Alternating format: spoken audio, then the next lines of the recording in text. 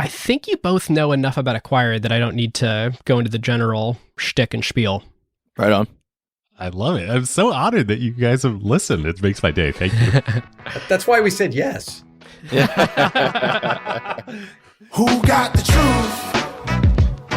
Is it you? Is it you? Is it you? Who got the truth now? Is it you? Is it you? Is it you? Sit me down, say it straight. Another story on the way.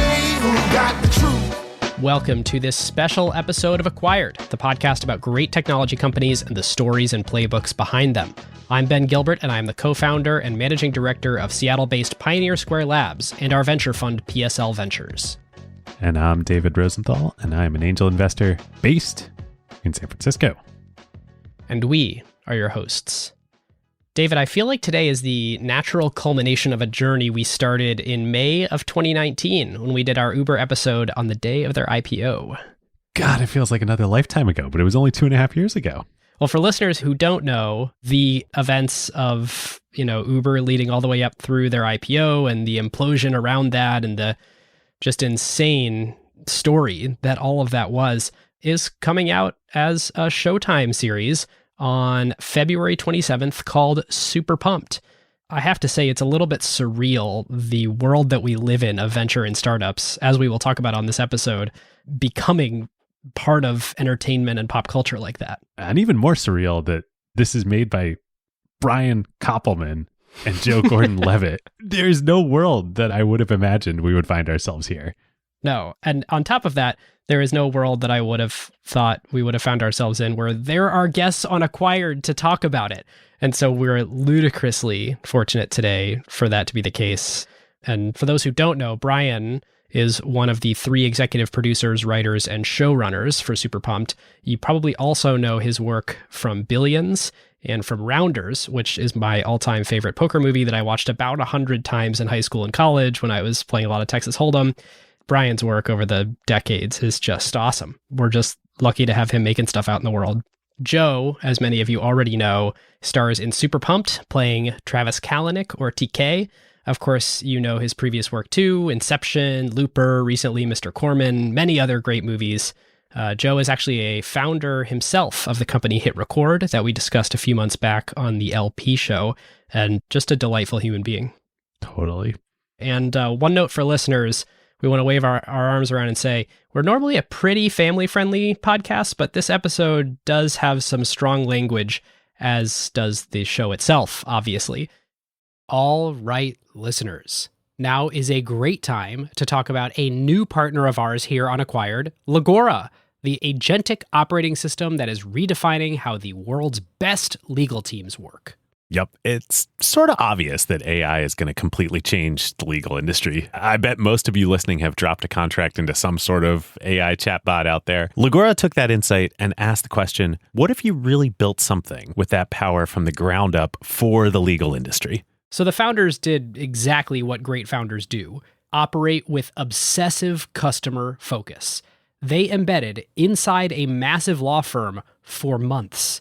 They sat with the lawyers just watching how the work really gets done. And that's how you get features that customers love, like Tabular Review, where you drop in a folder of hundreds of contracts and it pulls every key term into a grid a lawyer can actually work with. Legora's bet here is interesting. Since it lets each lawyer handle more complexity, any given person can increase the quality of their work and do higher value work. And this means that the pie can grow even as each individual task takes less time. And they recently launched Legora Agent, offering greater intelligence and performance. The agent lets lawyers set an objective. Then it can handle the planning and the execution and delivery of the final product. Legal teams get to maintain full control and transparency since they're still involved where judgment is required. And Legora works where you already work. You can use it within Microsoft Word while redlining or drafting. The early Legora numbers essentially speak for themselves. When they have a head-to-head pilot with their top competitor, they win 70% of the time. Legora now has over 100,000 lawyers on the platform from 1,200 legal teams in 50 countries. And crazily, they went from 1 million to 100 million in ARR in about 18 months. Truly insane numbers. And that is the real test. plenty of things demo well, but the question is whether a busy associate actually reaches for it during crunch time, or whether a partner trusts it before going into a conversation with a major client. If your legal team wants to check it out, whether you're a law firm or you're in-house at a company, you can learn more at legora.com/acquired and just tell them that Ben and David sent you. All right, listeners, join us in the Slack. Talk about this episode, acquired.fm/Slack. Hear Joe's interview on the LP show. Just search Acquired LP show in any podcast player or click the link in the show notes. And without further ado, on to the interview. Joseph Gordon-Levitt and Brian Koppelman, welcome to Acquired. Thank you. Thrilled to be here, guys. We are super pumped for this. And now we have to leave. Joe, this has been fun. I brought these guys to you, Brian, and they let us down. Ben loves these little quips. It's just great. It's a little much. Joe, the first question we have that our audience has been asking is, how has your life changed since being on Acquired? Are you like getting recognized in cafes now? Yeah, by Web3 nerds. I'm huge. And I was at, ETHCon or something, and everyone was super stoked. I was joking just there, but it's true, and I'll earn some instant credibility perhaps by saying when I listened to your Ethereum episode, it really did change my mind about what Web3 is, and I really wasn't aware of any of its merits. I was kind of only aware of the hype and the scams, and I'm coming quite strongly around to seeing how important it is for the future, and I'm still really just early in learning about it, but you really inspired me, and it makes me excited for what it's going to become. Thanks, Joe. We are all early, though. We seek to inform, not to sway too much, but yeah, I appreciate the thoughts. That's probably why I was swayed, because the folks swaying, I'm like, get the fuck out of here. I don't believe you. Yeah. Let's start right in with Super Pumped. And I have a ton of other stuff I want to talk with you guys about, previous projects. You know, Brian, I'm a huge Billions fan. I want to talk about the art of storytelling a little bit and bringing these things to life. But let's start right in with Super Pumped. How did you two meet? Had you known you wanted to work together before, or was it just the serendipity of this project?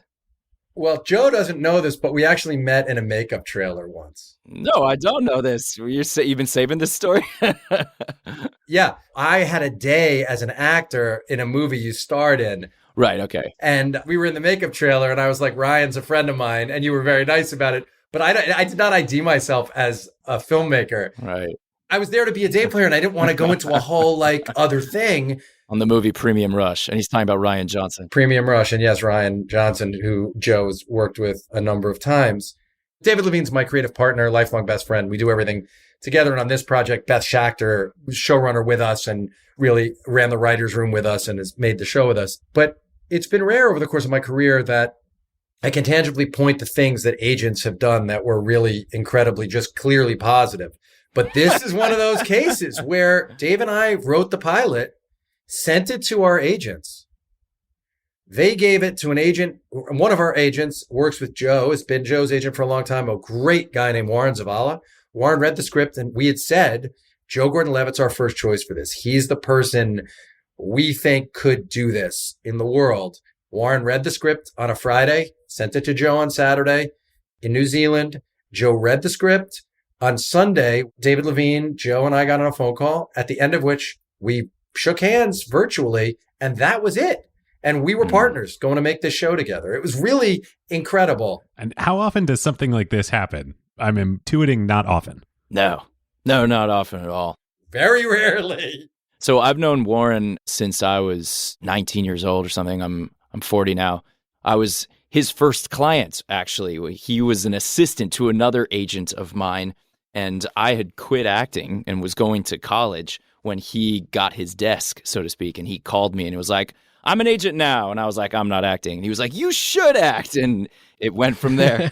And he's been a fantastic confidant and collaborator ever since. He's truly an ideal agent. He doesn't bring me that much stuff with the level of enthusiasm with which he brought me Super Pumped, because he knows that I hate almost everything. And he said, I think you're really going to like this. I think this is something you should probably do. And he very rarely uses words that strong. So I read it right away, and he was right. Well, you ask how rare that is. I mean, it is incredibly rare. And Warren is one of these people who, where so many agents, the cliches are true, but Warren's not full of shit. And he's in the past said, this isn't going to work. He's very quick to say why it's not going to work or think. And he was like, I think Joe's going to dig this. I'm sending it. And from our perspective, look, not to embarrass you, Joe, but it's really challenging to find actors who can project the kind of intelligence that Joe can project, because Joe is such a thoughtful and smart person. And he does the work. No, but you do, dude. You do the work. You do the reading. You do the homework. You do the reading. You do the research. You're prepared. You're ready to talk about all of it. You're somebody who comes to set having mastered the scene and is then willing to play. And so there were all these things that we needed Travis to be, because we also needed Travis to be somebody who you believed could enlist all these people in his world-changing vision. And we needed an actor who wouldn't try to protect himself at every turn, an actor who wouldn't be worried about doing things that were unsavory or wrong, morally questionable, an actor who would be willing to, look somebody in the eye and yell at them because they weren't super pumped.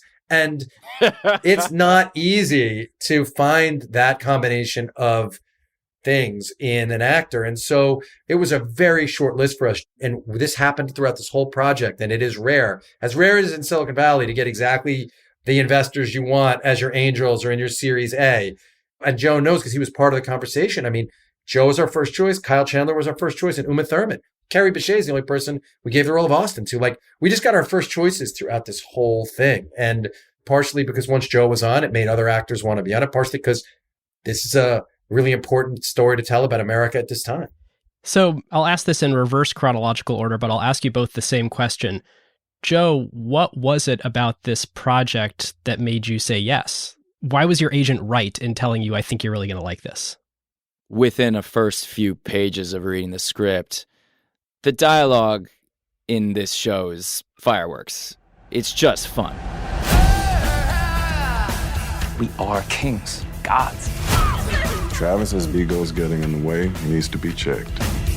No one who wills an entire sector into being is in a balanced place. My own investors are plotting my demise. It's gone too far. I can't line up with you. I gotta stick with the company. I am the company! I don't think I've watched a show with that much profanity per minute in a long time. That must just be fun. And it's so well written profanity too. And so uber. It's great. Well, that's another reason I think we all have inside of ourselves, I think, a certain beast or animal that just wants to take what you want and fuck everybody else and win at all costs. So it's part of human nature. It's our, hunter-gatherer ancestry or something. But most of us don't indulge that urge because there are consequences to pay if you do. And you get to see the consequences that Travis suffered because he did. But Travis does. He just goes as hard as he can into that just animal instinct. And who doesn't want to indulge that side of themselves? So seeing the opportunity to step into an arena and just be that guy sounded like a lot of fun. To me, Uber serves as a excellent example of a larger trend that I think needs to be talked about, which is what happens when the modus operandi is profits above all, shareholder value up before everything.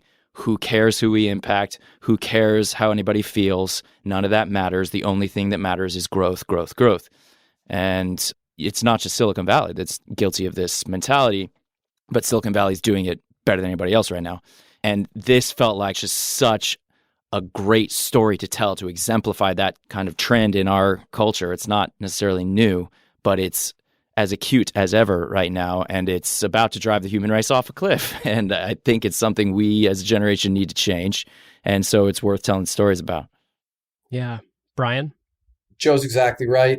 And I think we were really compelled by a couple of questions. And for us, as for the best investors, when I've talked to them, curiosity is something that makes you genuinely really curious, where you just can't look away from the question until you start to understand what's behind it.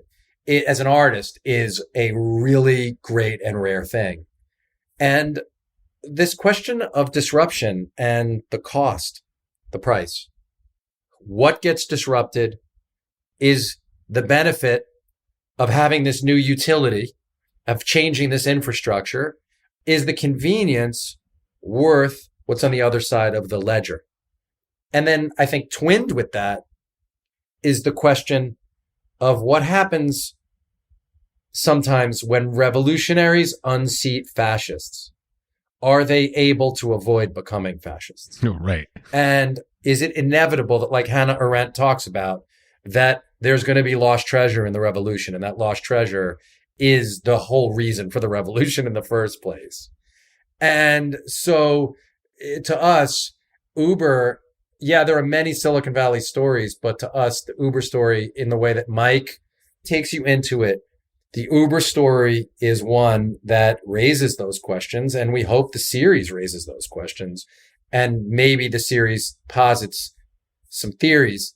So those are like sort of the thematic resonant reasons. But also all the stuff Joe says applies too, which is these people are fascinating fucking people, man. And they're so much fun to listen to and watch and think about. And they just fire you up. And then lastly, and to this audience, I'll say this, which won't mean that much to that many people, but I know Bill Gurley, and I know Bill Gurley's separate from this. And I like Bill Gurley. This is going to sound odd, but I'm very friendly with Mark Andreessen and Bill Gurley. There's like 5 of us, I think, in the world. You're the bridge. You're the bridge. And the book talks about this, but it seems to me there's really a cost that Bill Gurley paid, or a question for Bill Gurley, which is the worst cost? Leaving this thing in place that might imperil the whole endeavor, but protecting the way that I'm thought of by a group of founders, or engineering the removal of this person, forever changing or cementing my reputation in a certain area in a way that's going to harm this thing that I've really spent a lot of time trying to answer. So there's all these amazing moral questions and life questions for TK, many for Ariana. And then Gurley has his own really challenging question. And so that seemed just amazing to like dive into. Bill Gurley is a giant, literally a giant among venture capitalists, but that like a venture capitalist would be a primary character on a show the likes of which you all would create. Like, I never in a million years would have imagined that 10 years ago. I'm going to challenge that just a little bit because like Christian Bale plays Michael Berry in a movie. Why would a quant investor hedge guy be worthy of? And I'll tell you why. Because we're fascinated by people who put it all on the line, man. Our culture is fascinated by people who step up to the craps table and say, I'm going to put it all on hard 8. Or I have a reason why I can count. We are fascinated by people who make these decisions and are either right or wrong, I think. So knowing Bill personally, but working from source material in Mike's book as a producer, showrunner, writer, how do you weigh working both from source material, but also when you have your own, primary source information from getting to know these people in real life too? Well, we didn't talk to the people in the show for the show, meaning I told Bill because I'm a responsible person in that way. I said to Bill, Mike Issac sent me his book. We're going to go tell this story.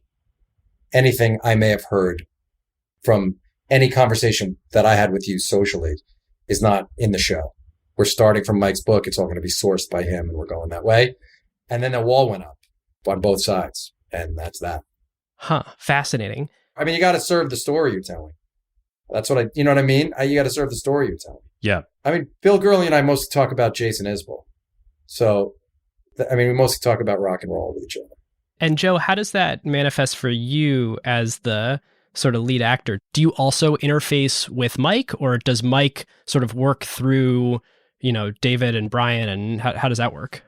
I had a couple conversations with Mike, but no, mostly I just read his book. And beyond that, I wanted to talk to a bunch of people that worked closely with Travis because I wanted to know not just what happened, but how it felt to have a conversation with him or be in the room with him, what it was actually like personally, because that's my job. I'm not a journalist. I'm the actor, so it's my job to like make it feel human So I talked with quite a number of people that worked closely with him and did learn a lot of different things that were different from what you might read in the press about him personally, about his personality. Because a lot of what you read is, and justifiably so, is questionable decisions he made, arguably unethical behavior. And I think this show does not at all shy away from showing those things. But I also wanted to show not just those things. I can't reduce this person to these headlines. I want to show a whole human. That's what makes, I think, a gripping performance. And hearing from people about a lot of positive things, actually. A lot of people said how much they liked, how inspiring he was, how compelling he was, how much energy he would bring to a room. And that was really fascinating because that's not always evident when you read articles about him or even when you read Mike's book. And so finding that balance of like, I want to actually make the audience love this guy, but also then be confronted with, oh no, this person who I was sort of falling in love with is doing some really seemingly terrible things. How do we rectify that? Because to me, that complexity is what makes for a great story. Yeah, and Brian talked about how impressive it is that you as an actor are willing to portray someone who's doing bad things, where it sort of looks like Joe. So does Joe do bad things? You know, the humans are subconscious in that way. Oh man, on a daily basis, the director would say cut, and I would just instantly start apologizing. I'm sorry, it's not me. Everyone knows it's not me, right? The people that I've now been working with every day for months and months, I'm still having to reassure them, like, I'm not really like this, right? Yeah, all the time. I've seen a lot of your movies. You usually play someone pretty likable. Did you feel uncomfortable playing someone that, at least in my opinion, on balance, is less likable than the character you usually tend to play? It's funny. I mean, it depends on what you mean by likable. I bet actually that this character will be more well-liked than, well, for example, I just did a show called Mr. Corman where, it's a guy who's trying his best to do the right thing at every turn and just stepping in it and second guessing himself and lacking confidence. And like, this is the other side of me, maybe. And I think Travis will be more instantly winning because if you're on camera, people respond to confidence. And Travis Kalanick is nothing if not confident. We have these business moments in our culture that are like Rorschach tests. Like, there's Michael Lewis's Liar's Poker. There's The Social Network, which we've talked about. Were maybe written or created intending one thing and then get received. Joe, the responding to confidence in your thought that like people will like Travis more than you might think. How much was that in your minds making this? Brian, you can speak to this, but it was one of the first things I think I brought up with you guys is like, how can we make sure that we don't inspire a new generation of young entrepreneurs to be assholes? And I do think it is a concern. And, does Scarface inspire people to be criminals? Does The Wolf of Wall Street inspire people in the financial sector to be crooks? Maybe some, like when you're talking about large audiences, all sorts of people are going to take any given movie or show all different ways. But I think because this show is so unflinching in shining light on the protagonist's shortcomings and dark moments, I would hope at least that the majority of the audience will come away understanding this as a cautionary tale as opposed to a glorification of bad behavior. 100%. When you watch the last 3 episodes of the season, it's not impossible that you'll have some empathy for Travis or sympathy for moments or think he, in some micro moments, was treated wrongly by people who aren't really his equal in the field of war or whatever. But there are moments in like the 5th, 6th, and 7th episodes that the lens changes, who we're seeing the story through changes, and the point of view shifts in a way that makes certain things clear. But also, I would say this. There's a waveform to this, which you all know a lot more about than I do, about how things like waveforms work. I just know what they kind of look like. But over time, you're going to understand that Wolf of Wall Street's not glorifying Jordan Belfort. Like, you just are. In the moment, people might be taken with Leonardo DiCaprio, right? In the moment, people might think that this guy is a master of the universe. But even now, if we watch that movie and we see the end when he's pathetically selling the pens, telling the people, sell me a pen when it's the real guy. And you apprehend that. you understand the emptiness. You understand the cost. And yeah, in the moment, there's a lot of glitter, but if you actually look at it, it's really clear what they're talking about. And I have a lot of confidence in people over the long term understanding these things that we make as artists. We can only be attracted to the things that call us, that ask these questions. And we have to tell those stories as rigorously and with as much truth as we can. And we have to raise the questions that we find compelling. And we have to imbue it with our most personal thoughts on the matter. And then we have to trust that eventually, that if we do our jobs well, that thing will be received. We can't do anything other than that and think that we're engaging in art. So that's the only way I can answer it. I can't be concerned about the small group of people who are going to be like, I want to be just like that fucking guy. And there will be those people. But I think we're trying to shine a light on what it means to be that kind of fucking guy.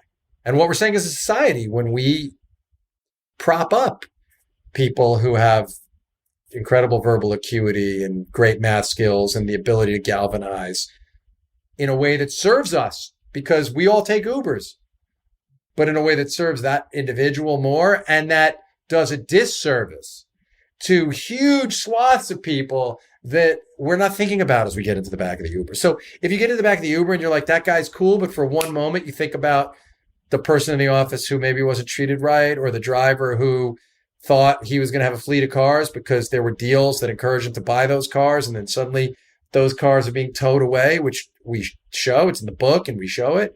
Maybe you'll just have a moment of empathy for your Uber driver that you wouldn't have before. Maybe you won't, but maybe you will. Yeah, that's a great point. Yeah, I think it's sort of an important difference between art and other professions, you know, like being investors or being entrepreneurs. I think an artist's job is more, like Brian said, make people feel something and ask questions. Whereas it's not really our job to provide the answers to those questions. That's not art. I'm actually curious. I said a minute ago, what happens when companies are only incentivized by profit? Where does that leave us with the world? It seems like it's maybe leading us towards disaster. What are your thoughts on that? And like, do you see a need to try to change that? And how could that change? Or what would that do to your jobs as investors? I'm curious to hear your thoughts on that. I really like your framework of artists' jobs are to make you feel and to ask the important questions, but not provide the answers. And if you're working in an operating company, or you're an entrepreneur, or you are an investor, your job is the answers. And to be more concrete about that, your job is to create value for your shareholders.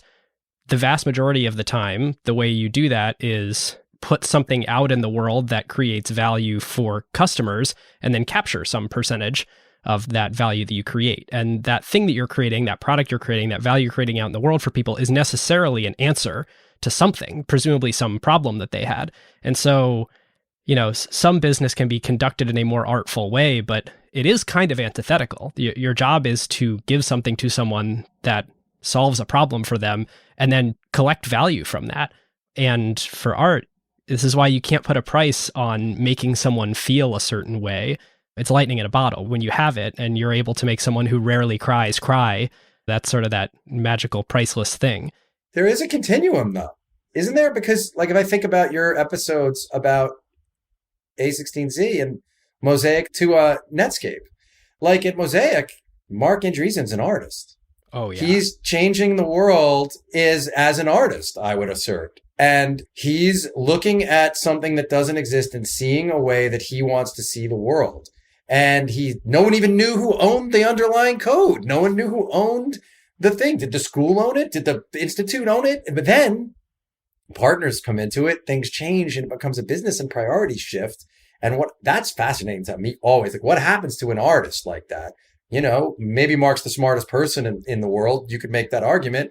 But he's also like this great visionary artistic thinker who then becomes a business person. An incredible business person, right? Yeah. And what happens when that ordering switches around of priorities? And that's part of all this. I think all these people had it in them to do art in some way.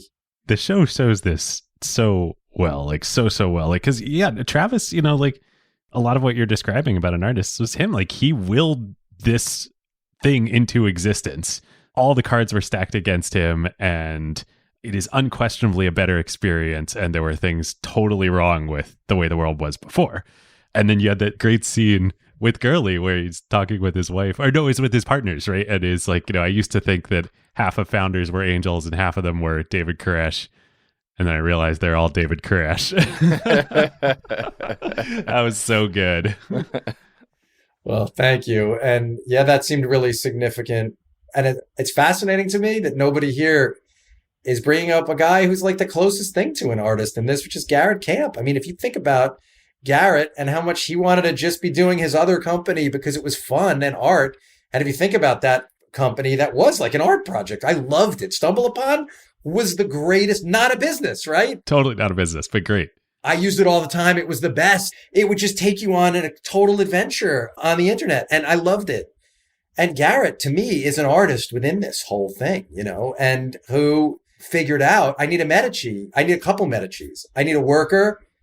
I need an investor. I need someone who's going to get our Medici, and was able to sort of put that stuff. I've never met Garrett or spoken to him, but in my head, I view him that way. Supposedly, according to what we found, part of his original inspiration for Uber was watching Casino Royale, the first Daniel Craig James Bond film. There's a scene where he summons his car with his phone.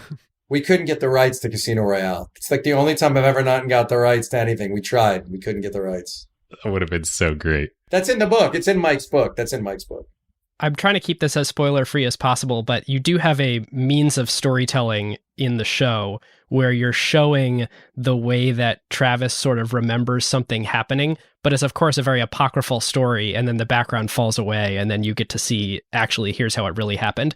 And, so we did this big 2.5-hour researched episode on Uber. And so David and I did 100 hours of research. And so we found like the quote unquote founding story of Uber where they're looking over from the Eiffel Tower. And David and I both then found like, oh, that's the apocryphal story. And the real story is, and like once it starts playing on screen on the Eiffel Tower, I was like, no way, these guys got duped. These guys can't get duped. They're like the most well-researched. And then when it fades away and shows that indeed that was the apocryphal story, I was like, masterminds. So I just have to applaud you for that. That was one of the things that made me really want to get involved with this too, is reading even in that first script that, oh, they're going to play with this. Because yes, especially on TV, like playing with form and kind of fucking with storytelling conventions is not normal. That's the kind of thing I like to do and the kind of movies I like to watch. But I was really excited that they were taking what could otherwise be compartmentalized as sort of a mainstream story idea and using non-mainstream filmmaking techniques and taking bold risks to fuck with the audience's perception like that, like what you're talking about, Ben.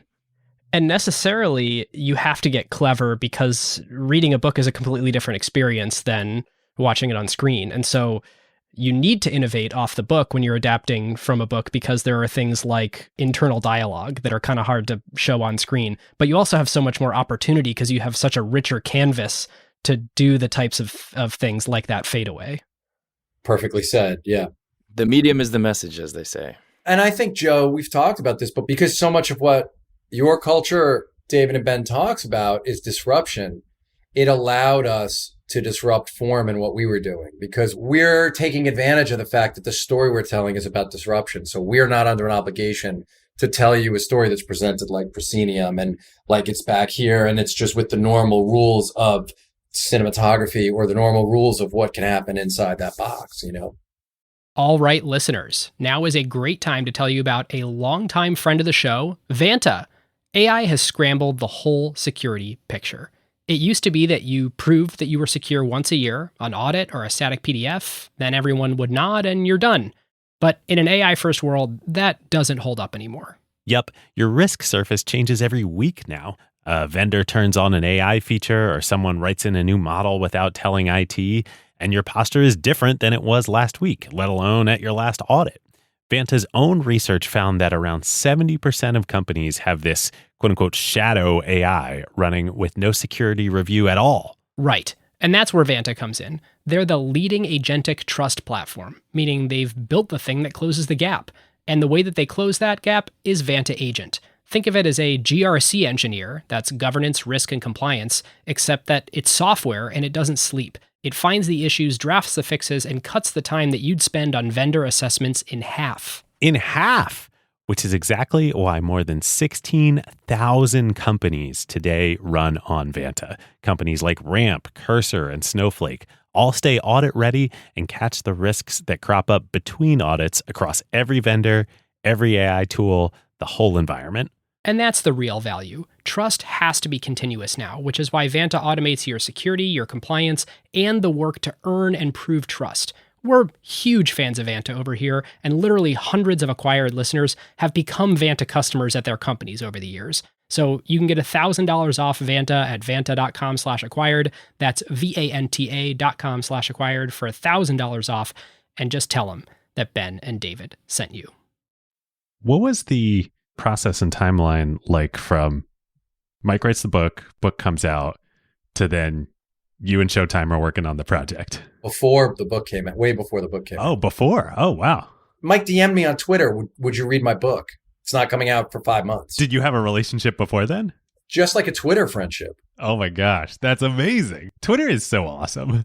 It's awesome. So he DMs me, and then I read 25 pages or 50 pages, and I love it. And I say to my partner, Dave, like, dude, you got to fucking read this book. I think it's our next thing. And he agrees. And then we go to Mike and say, hey, we want to do this thing. We might not be able to write it for a year, but we will do this. And then the whole town wanted it, but Mike stayed true to us and our word. And because we committed right away to him, we didn't play any games. He didn't play any games with us. And we just held firm with each other. We were like, we're going to make this show. And we're going to make it very high level. And Mike was in the writer's room every day. Mike was in the writer's room with us every single day. Oh, I didn't know that. I knew he was like present, but I didn't know he was in the room every day. As a co-executive producer, he didn't write any episodes. But yeah, Joe, he was in the room. I would say if we did 100 days in the room, Mike was there for 94 of the 100 days. Wow, yeah, I didn't know that. And then he was reading every script and giving us notes. And what was great in the room is we'd be in the room and we'd go, what do we really think happened in that room? What's your sourcing? And he would go, and he wouldn't reveal his sources, but he would go get his notes. And then sometimes he'd be like, let me come back in a half hour. And sometimes he would come back with the person, and suddenly like the person would be in the Zoom with us because it's all Zoom rooms now. So suddenly the person's in the Zoom and they're off the record going like, oh, here's what fucking happened. So we're just living it. It was crazy. That's so fun. The series, and obviously most of the action is based in San Francisco. How much was on location in San Francisco versus, I assume, mostly filmed in LA and studios? It was really just a few days of exteriors in San Francisco. The rest is, in LA and mostly on, the Paramount lot in sound stages. Don't tell anybody. I knew obviously you didn't film it in San Francisco, but if you were, then that's what it's like. You could just, I'm gonna run down the street. Let me go get Gurley, bring him in here. And let's talk about what really happened. Brian, can you talk about how the process for this, which is recent factual events that happened in a super high drama, sort of pseudo finance environment, compares to the research that you do for Billions, which is also present day, also finance high drama, but you get to kind of be like current historical fiction on Billions, whereas you're trying to be like faithful to source material on Super Pumped. Obviously, the dialogue is going to be, you have to figure out what was said in the room. And as you guys said, make it colorful and entertaining.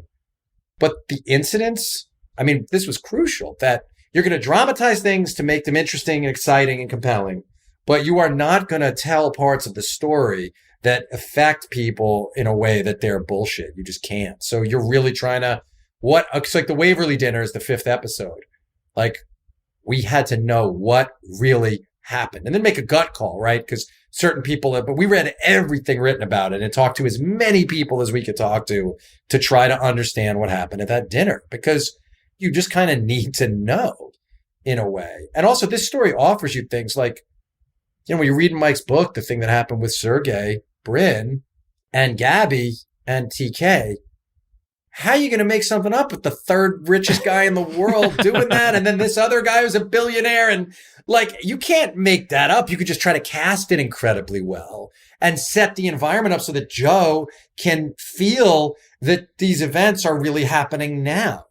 Mm-hmm. And we got a great Sergey. David Crummel's killed it. Joe. Such inspired casting. And by the way, one of several old dear friends of mine that got to kind of make these awesome supporting appearances in the show. Krumholtz as Sergey Brin, definitely a highlight.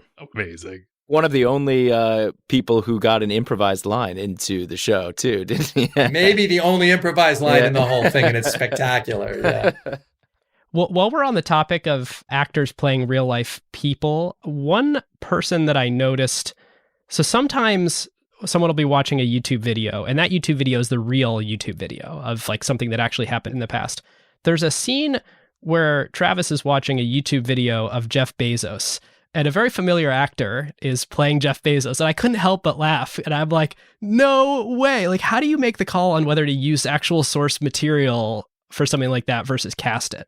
Because the exact thing we needed isn't online anymore. Oh, fascinating. And then to have him do the laugh. He brought the laugh, and we were so happy that he did the laugh. Oh, so good. The shotgun laugh. Because like Joe's an incredible actor. So when Joe's playing that scene, he's not watching anything. He's watching some clip of Bezos. I was watching a piece of tape taped to the laptop's monitor is what I was watching. I do sometimes wish people understood how challenging a job it is that Joe Gordon-Levitt has to do. And, you know, obviously it affords lots of amazing things in life, and it's incredible when you have the cathartic, transcendent moments. But the work required to do what Joe does is incredible. And actors are loath to talk about it because everyone's like, oh yeah, it's really hard, you know, show up a thing. But to have to do that 10 times and play that and be in that mental state and be just pretending you're watching it. Like, yeah, you guys see this incredible footage of a guy doing Bezos. Joe is just imagining that and making that happen. Thank you, Dave. Thanks, man.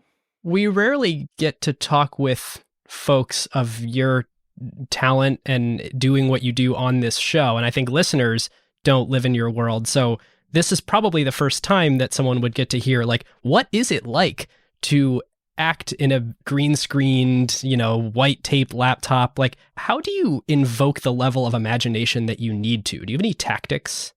You know, I never studied acting in an academic setting. I don't have names for all the things that I probably do.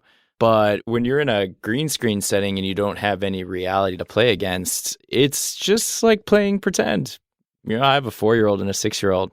They're somewhere else half the day, just, you know, playing pretend, just imagining what's going on. And I remember doing that when I was their age.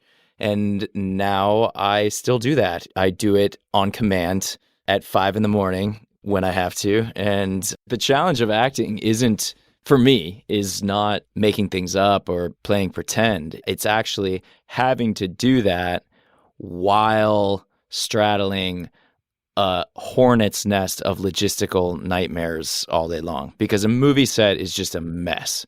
Even the most well-run sets, and this was a well-run set, but even the most well-run, by nature, there's a million things all going on all at once. It's noisy, it's cluttered, there's someone close to you. The hard part is kind of keeping your focus and your concentration and maintaining that more childlike spirit of imagination while having to contend with all this morass of logistical crap. That's the hard part. Wow. Plus, you have your own personal life where there's very real emotions that you're experiencing when you're off camera, too. No, I don't have that.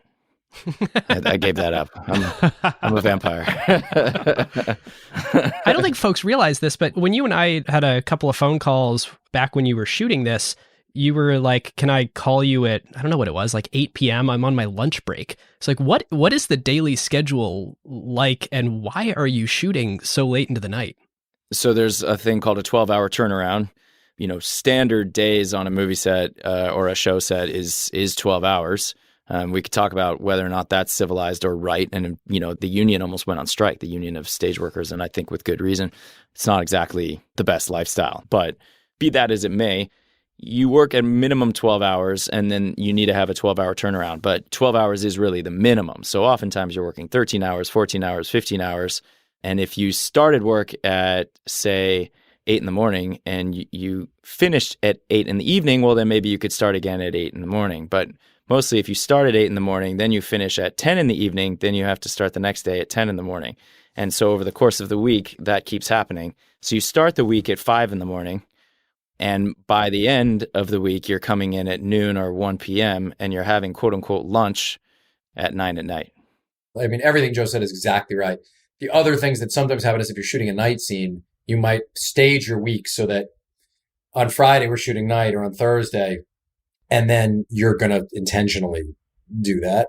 And we just like our lingo, like, so we like to call it lunch. Nobody calls it dinner. I remember I like learning that in the beginning. And the thing, like, it's just lunch no matter what time of day it is. So, Brian, I've listened to a lot of episodes of The Moment. And Joe, this is a topic that you and I talked about on our LP episode here a little bit. Can you walk me through the process, both of you, of when you create something and you know it's great versus you create something, it's on its way to being released and you're like, crap, this is not good, this is not good. Are your spidey senses about that right? Or can you not trust yourself at all about how the audience will receive something? If you know it's bad, it's bad. If you know it's bad, it's fucking bad. Joe, that has to be your experience too, right? When you know that you're like, oh, fuck. That doesn't turn around suddenly like, oh, what a great surprise. It was great. Yes, that's true. But I've also been in those things and then they've been hits. So I don't know. There's no accounting for taste. He's asking about the feeling of knowing the work is good or not. And like when it's bad, you know it's bad. And you miss. Like everyone misses sometimes. But then, yeah, Ben, you're being nicely asking me about Runner. And that experience was, I knew. I knew it was a horrible movie every day that I was working on it, and we couldn't get it better. And Ben and us tried our best, and Justin tried his best. And it was just one of those things. There were a variety of reasons, and it was very difficult to manage knowing 6 months from now, a movie's going to come out that's going to bomb and get a 9 on Rotten Tomatoes. And they're right. Yeah. Because I don't care if I get bad when I know the work's good. I'm completely divorced from any of the ramifications. But if you know it's coming and you know they're right, you're just like, fuck, it's horrible. It's horrible. Have you ever thought something was like awesome? You're like, this is just pure aces. And then it comes out and people are like they just don't get it. Well, look, I just did a show, Mr. Corman, that didn't get picked up for a second season. And I personally really like it. It's a great show. Yeah. Thank you. So I made something that's very much to my taste. And truth is like, I don't like a lot of stuff that's on TV.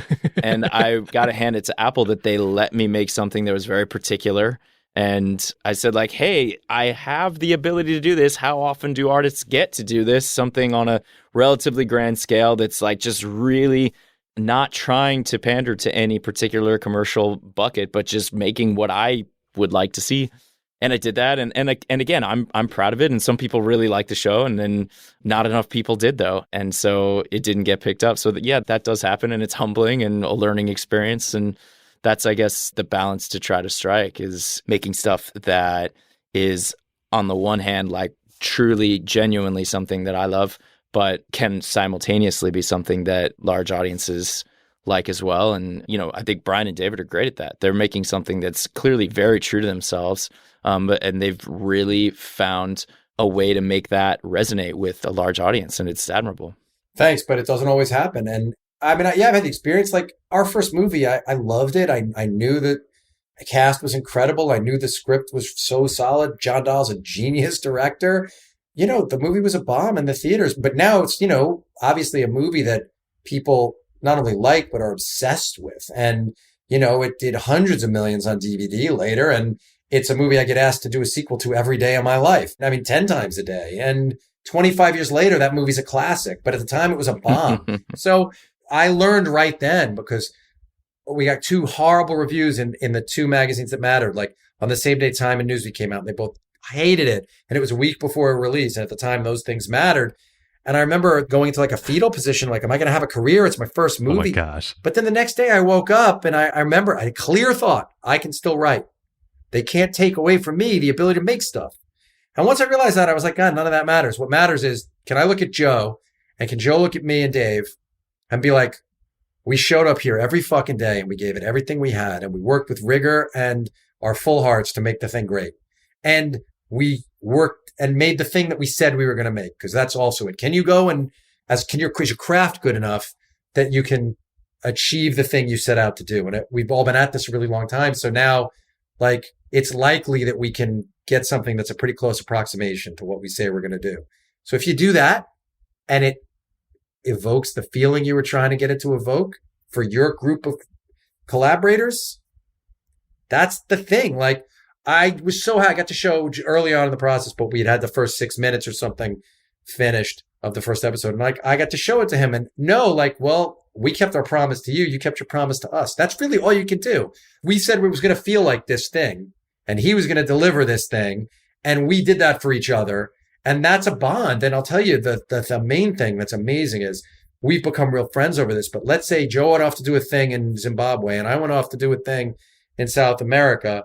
If we met up 7 years later, we would hug and be like brothers because we've gone through this thing together and worked in the way that we did. Yeah, it's true. And that's an incredible gift of this thing that we get to do with our lives, especially when you show up fully to do this work together. It's a really beautiful, magical thing.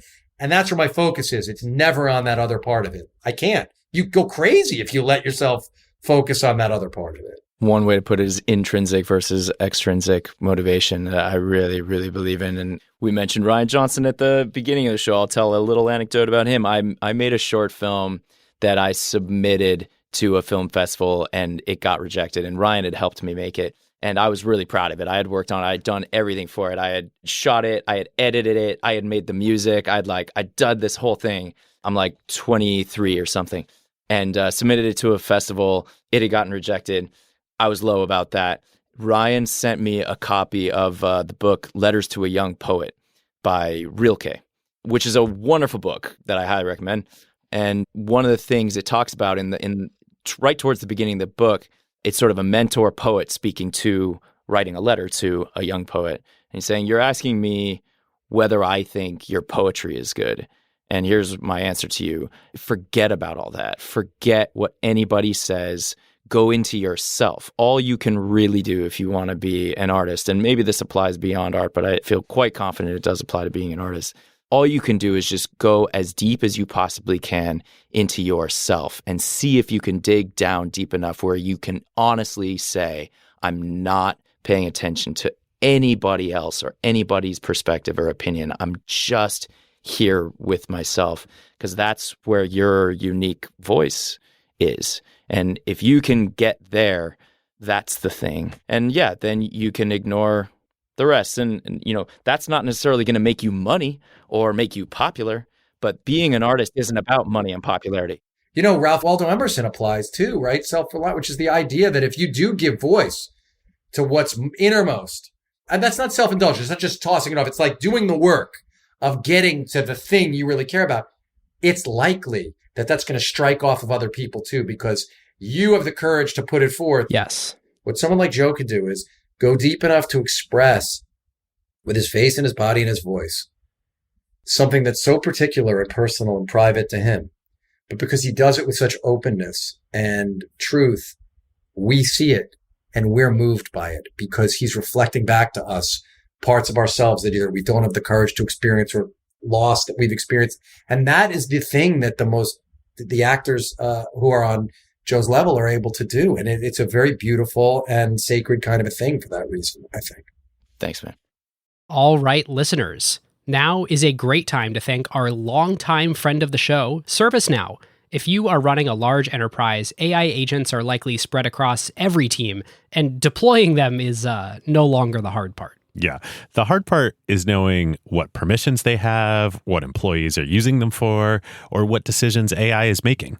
AI security for an enterprise at scale is not a small concern. Like, the risks are real. Exactly. And the challenge with AI is governing it, securing it, measuring it, and making sure that it actually delivers value. That is why ServiceNow built the AI Control Tower. Yep. AI Control Tower gives enterprises a single place to see, manage, govern, and optimize AI across the entire business. And it works with any AI, not just theirs.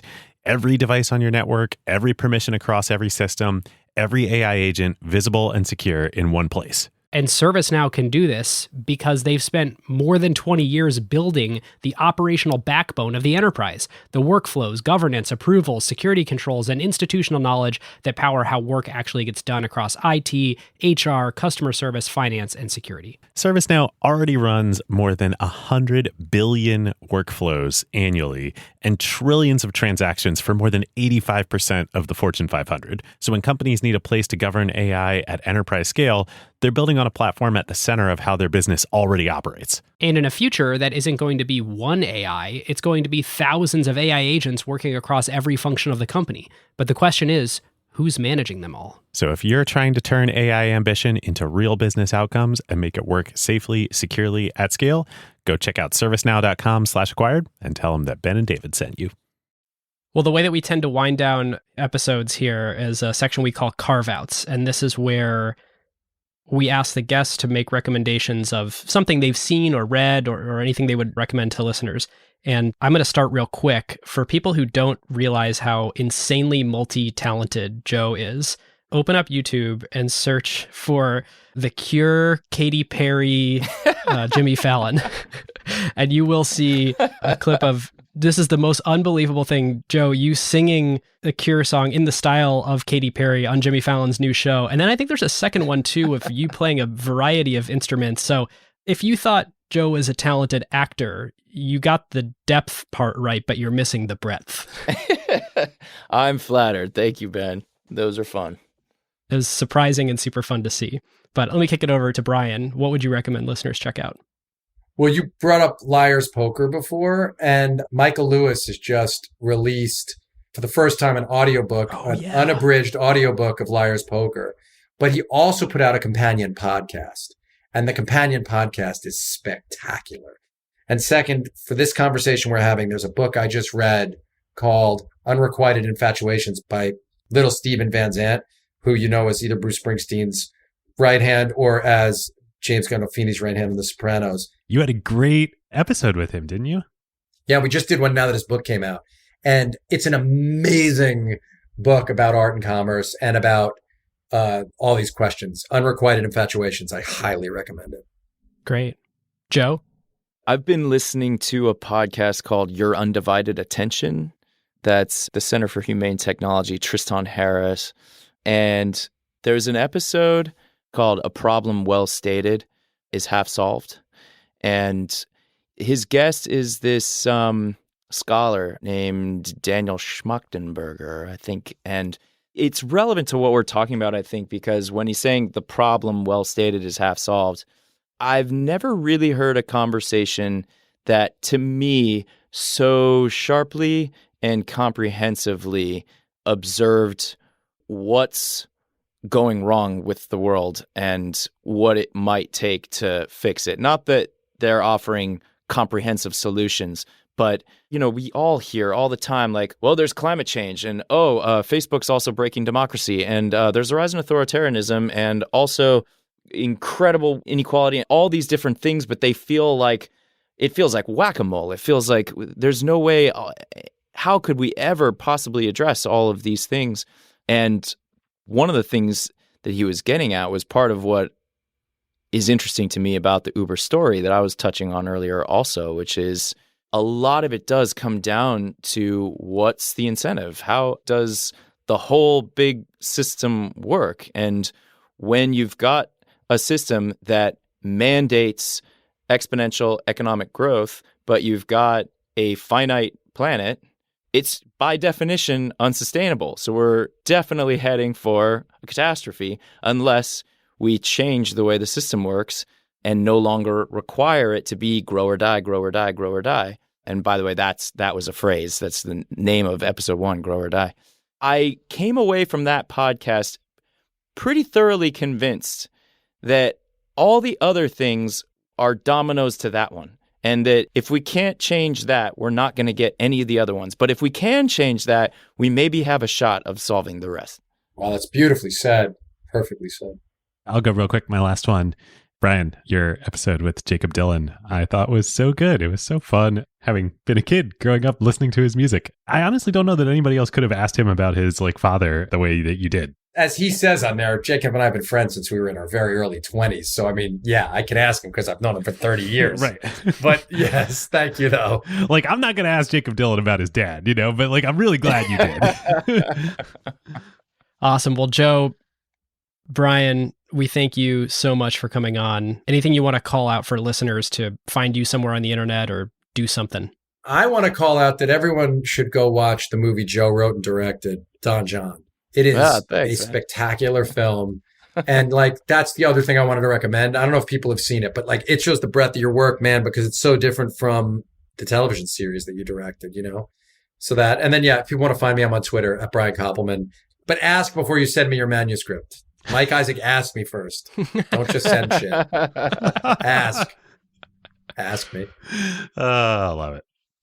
Thanks, guys. Thanks for having us on here. Thank you. Thanks, everybody. Oh, yeah, and check out Hit Record. Hitrecord.org? Is it .com now? We own them all. It was originally hitrecord.org. Sweet. Hitrecord.anything. Thanks, guys. All right, listeners. With that, be sure to tune in. This upcoming Sunday, I believe, the 27th, is when Super Pumped will air. I'm excited to see what everyone thinks. Many of you were very, very close to this story, and so it'll be fascinating to experience it as a series when so many of you experienced it either through a friend or family member or you personally being at Uber as a lot of these events unfolded. All right, listeners, now is a great time to talk about one of our favorite companies, Statsig. Yes, longtime acquired partner. There is a reason why the best product teams at companies like OpenAI and Notion, Atlassian, Figma, Rippling, Brex, and more rely on Statsig, whether they are iterating on their core product features or shipping AI-powered experiences at scale. Yep.